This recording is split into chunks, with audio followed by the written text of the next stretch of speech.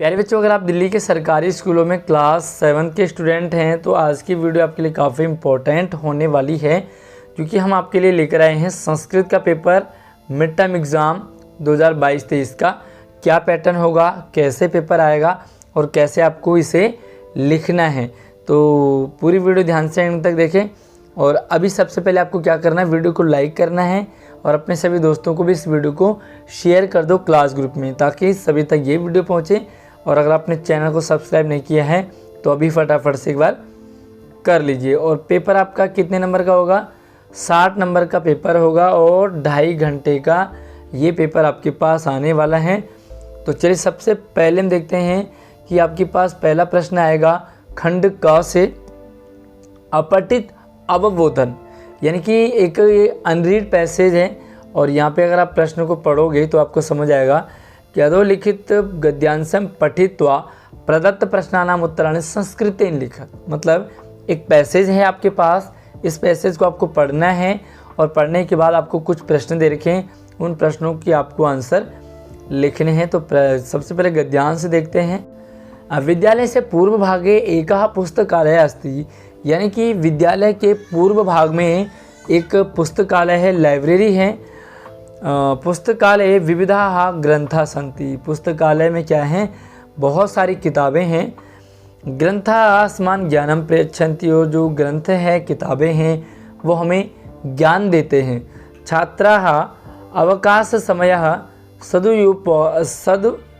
सदुपयोगाय, जब छात्रों के पास, बच्चों के पास खाली टाइम होता है, समय होता है, तो उसका सदुपयोग क्या करते हैं, वो पुस्तकालय आगच्छन्ति, पुस्तकालय में, लाइब्रेरी में जाते हैं। पुस्तकालय विविधाः पत्र पत्रिका सन्ति, और लाइब्रेरी में, पुस्तकालय में बहुत सारे पत्र और पत्रिकाएं भी हैं। पुस्तकालय अध्यक्षः अपि सहजा सरला अस्ति, और जो पुस्तकालय का अध्यक्ष है, जो उसका हेड है, वो भी बड़ा सहज है, बड़ा सरल है, बहुत मीठा बोलता है और काफ़ी अच्छे से बात करता है। पुस्तकालय है वातानुकूलितम अस्ति, और पुस्तकालय क्या है, एयर कंडीशनर है, मतलब उसमें एसी भी है। पुस्तकालय संसाधनानाम अभावा कुत्रापि न अवलोकिता, मतलब पुस्तकालय में जो संसाधन है, जो फैसिलिटीज़ हैं, उनका अभाव नहीं दिखता, मतलब सारी चीज़ें पुस्तकालय में आपको हमें मिल जाती है। तो आपने पढ़ा जो पैसेज है वो एक लाइब्रेरी के बारे में। अब आपको क्या करना है, 3 प्रश्न दे रखे हैं, केवल प्रश्न त्रयम, आपको 4 प्रश्न दे रखे हैं, 3 ही करने और 1 पद में आंसर देना है। क्योंकि यहाँ पर आपको ध्यान से समझना है कि लिखा यहाँ पर एकेन पदेन, मतलब सिंगल वर्ड में आंसर देना है आपको 3 प्रश्नों की। पहला सवाल है विद्यालय से पूर्व भागे किम अस्ति, तो यार बड़ा सरल है, विद्यालय के पूर्व भाग में क्या है, तो यहाँ पे लिखो, आप सिर्फ लिखोगे पुस्तकालयः, ठीक है, आपको आंसर लिखना पुस्तकालय, ठीक है। उसके बाद देखो दूसरा है पुस्तकालय कीदृशम अस्ति, तो पुस्तकालय आपका कैसा है, तो ऊपर लाइन में आपको पढ़ा लेता हूँ। आपको इसका आंसर सिर्फ सिंगल वर्ड में लिखना है और वो है वातानुकूलितम, ठीक है। पुस्तकालय कैसा है भाई, वातानुकूलित है, एयर कंडीशनर है, तो पुस्तकालय वातानुकूलितम अस्ति। उसके बाद देखो ग्रंथा अस्मान् किम प्रयच्छन्ति, ग्रंथ हमें क्या देते हैं, तो यार यहाँ पर लिखा हुआ है सीधा सिंपल सा ज्ञानम, तो आपको आंसर लिखना है, एक ही शब्द लिखना, सिर्फ ज्ञानम लिखना है और आपको पूरा नंबर मिल जाएगा।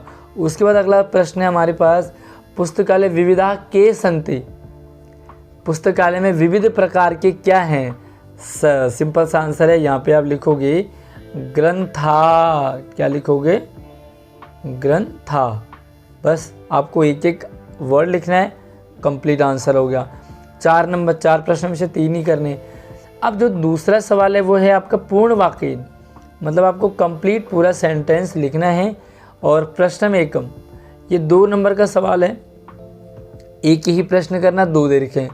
छात्राः किमर्थम पुस्तकालय आगच्छन्ति, छात्र जो पुस्तकालय में क्यों जाते हैं, तो एक बार इसका आंसर देखते हैं। आंसर आपको यहाँ से यहाँ तक लिखना, देखो ये लिखा हुआ है छात्राः अवकाश समय से सदुपयोगाय, मतलब जो छात्र है वो अवकाश समय का सदुपयोग करने के लिए पुस्तकालय आगच्छन्ति, तो पूरा लिखोगे ऊपर से नीचे तक और आपको 2 नंबर मिल जाएंगे। दूसरा प्रश्न देखते हैं कैसा है। अगर आपको पहला अच्छा लग रहा है तो पहला कर लो, नहीं तो दूसरा कर लो। कह सहज सरल अस्ति, सहज और सरल कौन है? तो यहाँ पे आप लिखो पुस्तकालय अध्यक्ष। पूरा जो है आपको आंसर लिखना है यहाँ से, पुस्तकालय अध्यक्ष अपि सरल सहज अस्ति। इस अपि को आपको हटा देना है, तो आपको क्या लिखना है? पुस्तकालय अध्यक्ष सहज सरल अस्ति। ठीक है, सिंपल सा है। अब अगला प्रश्न आपके पास क्या है, एक बार देखते हैं कि प्रदत्त विकल्पेभ्यः, एक बार देखते हैं, प्रदत्त विकल्पेभ्यः उचितम उत्तरम चित्वा लिखत। आपको ऑप्शन दे रखे हैं, आपको ऑप्शन में से सही आंसर लिखना है और केवल प्रश्न द्वयम। 3 प्रश्न दे रखे होंगे तो आपको 2 ही के ही प्रश्न करने हैं। और अनेका इति पदस्य किम पर्याय पदम, अनेका, तो यहाँ पर जो अनेक मतलब बहुत प्रकार के, तो अनेका शब्द के लिए यहाँ पर कौन सा पर्यायवाची शब्द प्रयोग में हुआ है? तो भैया गद्यांश में आपको हुआ है विविधा। विविधा मतलब बहुत सारे और अनेका मतलब बहुत सारे। ठीक है, अगला है असहज इति पदस्य किम विपरीतार्थकम पदम गद्यांशे प्रयुक्तम। असहज का विलोम शब्द विपरीतार्थक कौन है? तो ये तो सिंपल सा है, इसका आंसर आप लिख लोगे। सहज, असहज का होता है सहजः। ठीक, उसके बाद देखो ग्रंथा इति विशेष पदम विशेषण पदम किम अत्र प्रयुक्तम। जो ग्रंथा इति विशेष पदम है, इसका विशेषण पद क्या है? तो ग्रंथा क्या है भाई? यहाँ पर जो ग्रंथा है वो विशेष पद के लिए विशेषण पदम क्या है? तो भाई विविधा, ये है अनेक प्रकार के ग्रंथ। तो विशेष पदम आपने विविधा लिखना है। और अगला जो प्रश्न है अस्य दाह के अस्य अनुच्छेदस्य कृते उपयुक्तम शीर्षकम संस्कृतेन लिखत। तो क्या लिखना आपको? शीर्षक लिखना है। शीर्षक का मतलब होता है टाइटल। अब आपने पूरा पैसेज तो पढ़ लिया, आपको समझ भी आ गया होगा कि इसका टाइटल क्या होगा। तो एक टाइटल तो मैं आपको बता दूंगा, पुस्तकालयः। ठीक है, ये टाइटल हो जाएगा। एक और टाइटल मैं आपको बता दूं, पुस्तकालय से महत्वम, पुस्तकालय महत्वम। ठीक है, ये दूसरा टाइटल है। इसके अलावा कुछ और टाइटल आपको अच्छा लग रहा तो मुझे कमेंट में भी आप ज़रूर बताना और आपका इसका टाइटल लिख सकते हैं। अगला है रचनात्मक कार्यम चित्रम दृष्ट्वा मंजूषा पद सहायतया चत्वारि वाक्यानि रचयत। एक मंजूषा आपको दे रखी है और एक आपको चित्र दे रखा है। चित्र को देखना है, मंजूषा से शब्द उठाने हैं और 4 सेंटेंस संस्कृत में लिखने हैं। सबसे पहले चित्र देख लेते हैं, फिर मंजूषा देखते हैं। चित्र में आपको क्या दिख रहा है भाई? सूर्य उदय हो रहा है, राइट। पहाड़ दिख रहे हैं, कुछ पक्षी जो है वो उड़ रहे हैं, और यहाँ पर पेड़ भी है, एक नदी भी है, फूल भी है। ठीक है, अब यहाँ पर आप देखो, ये है मंजूषा, यानी कि इन शब्दों से आपको क्या बनाने हैं? सेंटेंस बनाने हैं। तो सूर्योदय, सबसे पहले सूर्योदय से आप क्या बनाओगे? इदानीं सूर्योदय समय अस्ति, यह सूर्योदय का समय है। उड्डयन्ति यानी कि उड़ रहे हैं, तो क्या लिखोगे? पक्षी, पक्षयः, पक्षिणः, सॉरी पक्षिणः, या पक्षी जो है वो आकाशे उड्डयन्ति। पर्वताः, तो पर्वताः क्या है भाई? पर्वत, तो पर्वत के लिए एक सेंटेंस आप बना सकते हैं। अभी मुझे राइट कंफर्म नहीं हो रहा है, मतलब आ नहीं रहा, लेकिन आप पर्वत के लिए एक सेंटेंस बना सकते हैं। इसी तरह से आपको बनाना खगाः। ठीक है, तो खगाः उड्डयन्ति, खगा तो यहाँ से आ गया। पुष्पाणि, तो पुष्पाणि क्या लिखोगे? पुष्पाणि, पुष्पाणि क्या लिख सकते हैं? पुष्पाणि, हाँ, अत्र बहवः पुष्पाणि सन्ति, बहुत सारे पुष्प हैं। इसी तरह से नदी, नदी प्रवहति, नदी प्रवहति एक साथ ही आ जाएगा। भवति और वृक्ष, इस तरह से आप सिर्फ 4 बनाने हैं, मैंने आपको काफ़ी यहाँ पर बता दिया। अथवा अगर आप ये वाला कर पाते हैं तो बहुत अच्छी बात है। अथवा मम परिचय अस्मिन् अधिकृत्य पंचवाक्यानि संस्कृतम लिखत। तो क्या आपको क्या करना? मम परिचय, मेरा परिचय। जैसे आप हिंदी में अपना परिचय देते हैं, जैसे आप इंग्लिश में अपना परिचय देते हैं, सेम दैट हेयर आपको संस्कृत में अपना परिचय देना है। जैसे आप कहते हो कि मेरा नाम आशीष है, माई नेम इज़ आशीष, उसी तरह से संस्कृत में लिखते हैं मम नाम आशीषः, ठीक है। और मैं 10 साल का हूँ, मैं 15 साल का हूँ, तो 15 साल का हूँ अगर मैं लिखना है तो क्या लिखेंगे, आई एम 15 ईयर्स ओल्ड। ये तो इंग्लिश में हो गया। अब आप इसे संस्कृत में कैसे लिखोगे, मैं तो अहम 15 वर्षाणि वयः सन्ति, है ना, 15 वयः सन्ति मतलब 15 साल का हूँ। इसी तरह से आप 3-4 और लाइन लिख सकते हैं, तो आपका 5 लाइन कंप्लीट हो जाएगा अपने परिचय के बारे में। अब आप अपने बारे में एक लाइन मुझे कमेंट में बताएंगे कि आप अपने बारे में संस्कृत में कितना लिख पाते हैं। तो थोड़ा सा वीडियो को रोकिए, कमेंट बॉक्स में जाइए और एक कमेंट लिखिए संस्कृत में अपने बारे में कोई भी एक लाइन, ताकि ये रहे कि हाँ भाई आप कितना अच्छा पढ़ पा रहे हो।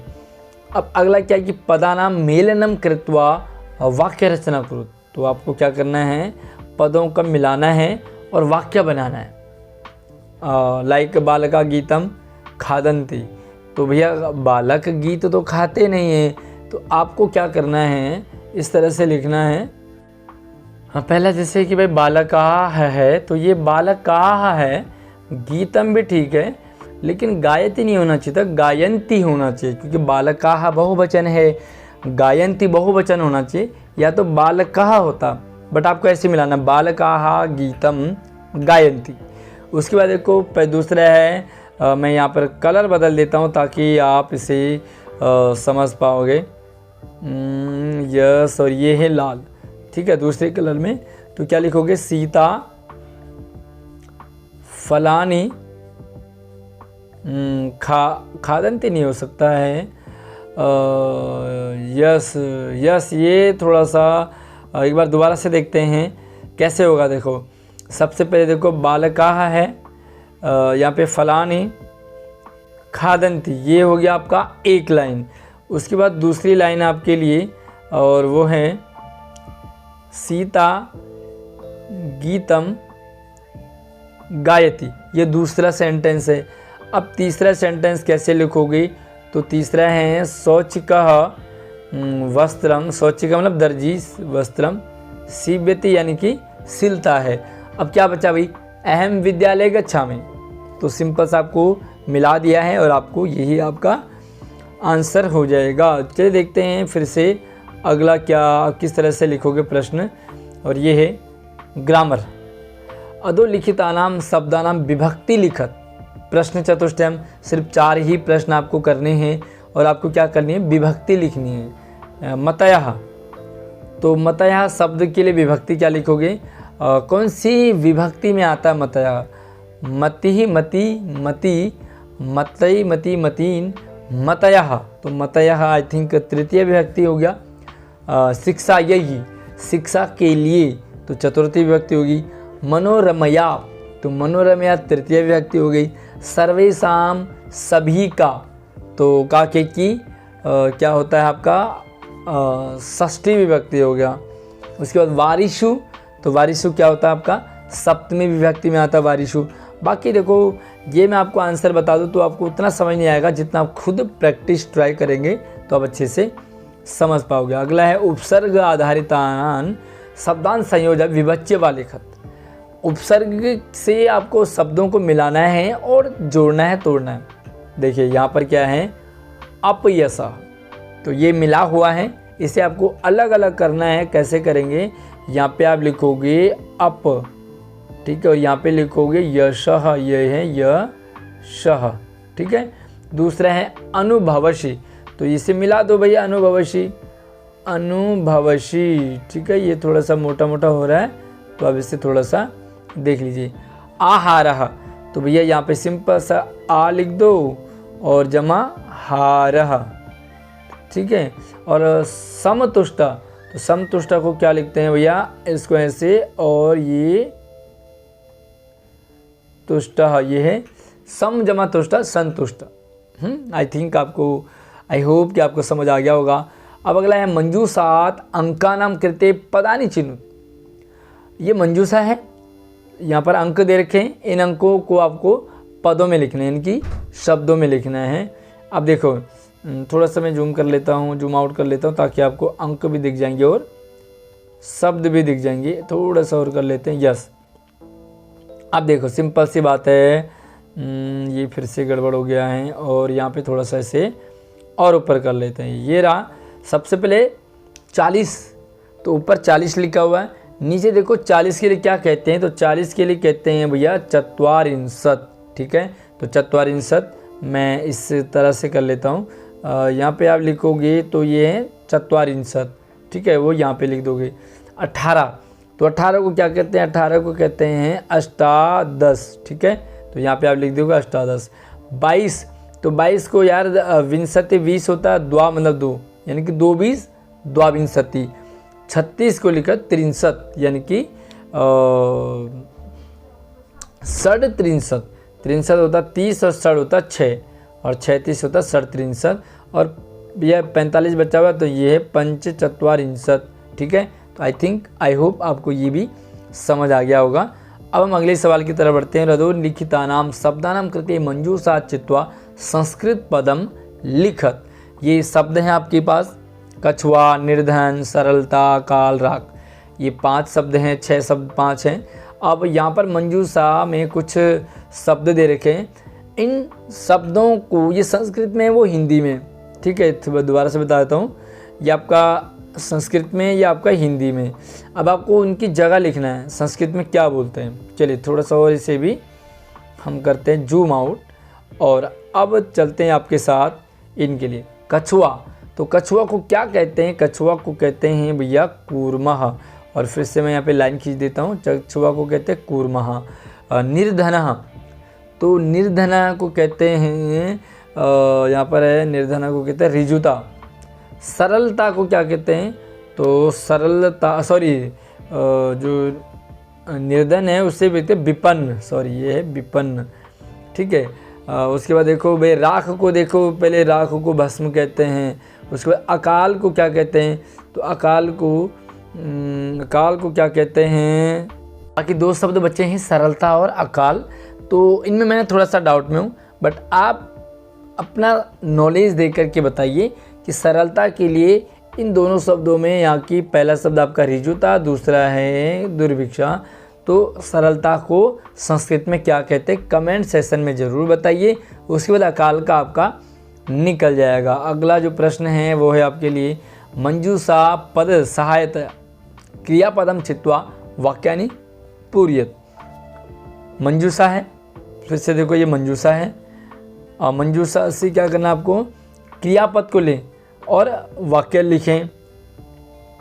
सिंपल सा, फिर से वही सेम फंडा है। अब आपको क्या करना है, ऊपर वालों से नीचे वालों को मिलाना है।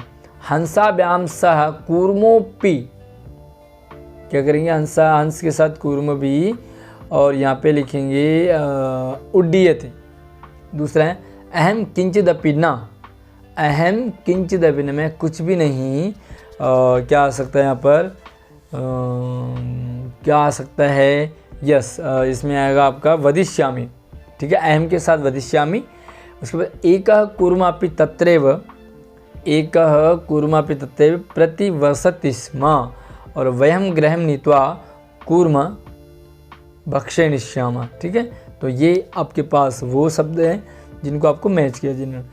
अब हमारे पास पठित अवबोधन है, जो आपके पास टेक्स्ट बुक है संस्कृत का, आई थिंक रुचिरा वगैरह है, तो उस बुक से आपको यहाँ पर प्रश्न आ रखे हैं। अधोलिखितम गद्यांशम पठित्वा प्रश्नानाम उत्तराणि, इसको चैप्टर को पढ़ना है, गद्यांश को पढ़ना है, नीचे प्रश्न दे के उनका आंसर करना है। अथ एकदा धीवरा तत्रागच्छन् ते कथयन् वयं श्वः मत्स्य कूर्मादीन् मारयिष्यामः। एतस्तुत्वा कूर्मा वदत् मित्रे किं युवाभ्याम धीवराणां वार्ता श्रुता।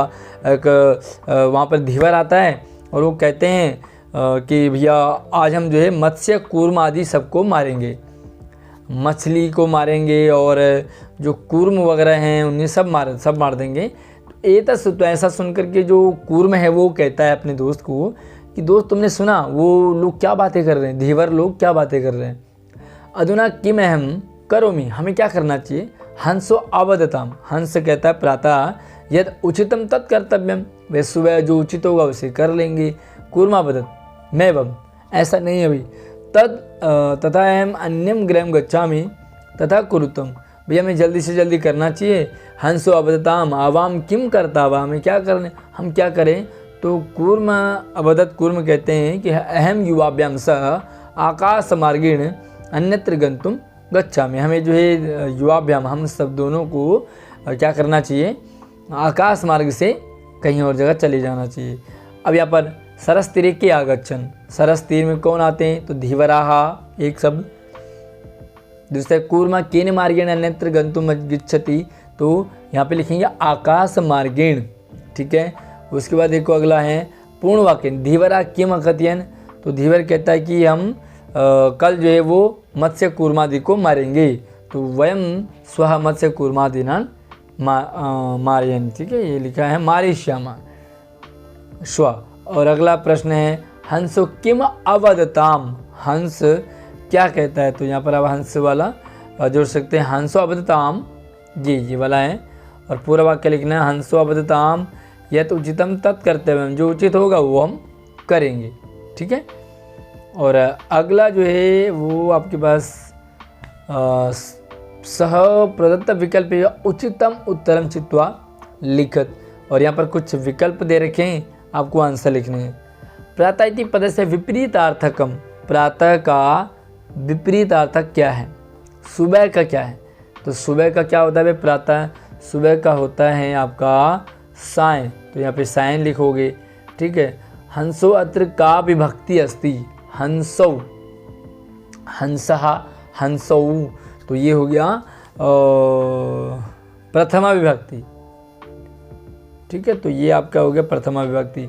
हृदय मिति पद से पर्यायवाची, हृदय का पर्यायवाची शब्द क्या है, हृदम, तो हृदम मतलब होता है, तो ये आपके लिए सस्पेंस है, थोड़ा सा कुछ ऐसा होना चाहिए जो आप खुद कर पाओ। तो थोड़ा सा देखो कि हृदम का अर्थ क्या है। वो कहते हैं कि हमें हृदम गच्छामि, यहाँ पे देखो ये क्या लिखा हुआ है, यस तथा अहम अन्यम हृदम गच्छामि तथा कुरुतम, ठीक है। तो इसका आंसर क्या होगा वो आप थोड़ा सा समझिए और अपने नॉलेज को थोड़ा सा खंगोलिए। उसके बाद अगला है अधु लिखितम श्लोकम पठित्वा प्रदत्त प्रश्नानाम उत्तराणि संस्कृतेन लिखत, श्लोक को पढ़ो, आंसर दो।